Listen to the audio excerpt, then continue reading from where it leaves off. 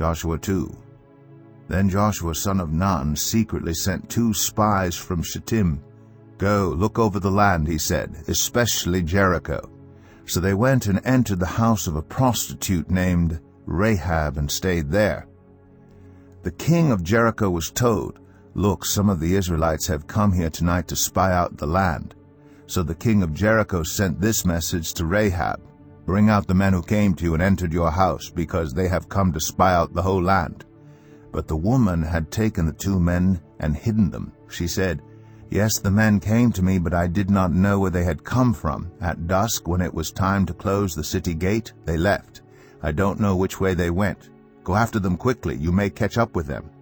But she had taken them up to the roof and hidden them under the stalks of flax she had laid out on the roof. So the men set out in pursuit of the spies on the road that leads to the fords of the Jordan. And as soon as the pursuers had gone out, the gate was shut. Before the spies lay down for the night, she went up on the roof and said to them, "I know that the Lord has given you this land, and that a great fear of you has fallen on us, so that all who live in this country are melting in fear because of you. We have heard how the Lord dried up the water of the Red Sea for you when you came out of Egypt, and what you did to Sihon and Og, the 2 kings of the Amorites east of the Jordan, whom you completely destroyed. When we heard of it, our hearts melted in fear, and everyone's courage failed because of you. For the Lord your God is God in heaven above and on the earth below. Now then, please swear to me by the Lord that you will show kindness to my family, because I have shown kindness to you. Give me a sure sign that you will spare the lives of my father and mother, my brothers and sisters, and all who belong to them, and that you will save us from death."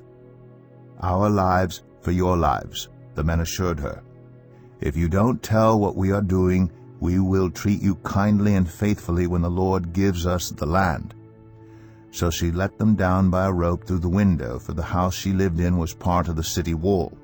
She said to them, "Go to the hills, so the pursuers will not find you. Hide yourselves there 3 days until they return, and then go on your way." Now the men had said to her, "This oath you made us swear will not be binding on us unless when we enter the land you have tied this scarlet cord in the window through which you let us down, and unless you have brought your father and mother, your brothers, and all your family into your house. If any of them go outside your house into the street, their blood will be on their own heads. We will not be responsible. As for those who are in the house with you, their blood will be on our head, if a hand is laid on them.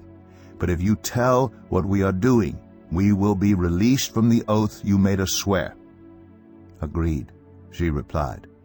"Let it be as you say." So she sent them away, and they departed, and she tied the scarlet cord in the window. When they left, they went into the hills and stayed there 3 days, until the pursuers had searched all along the road and returned without finding them. Then the 2 men started back.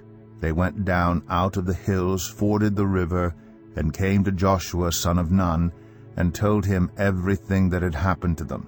They said to Joshua, "The Lord has surely given the whole land into our hands.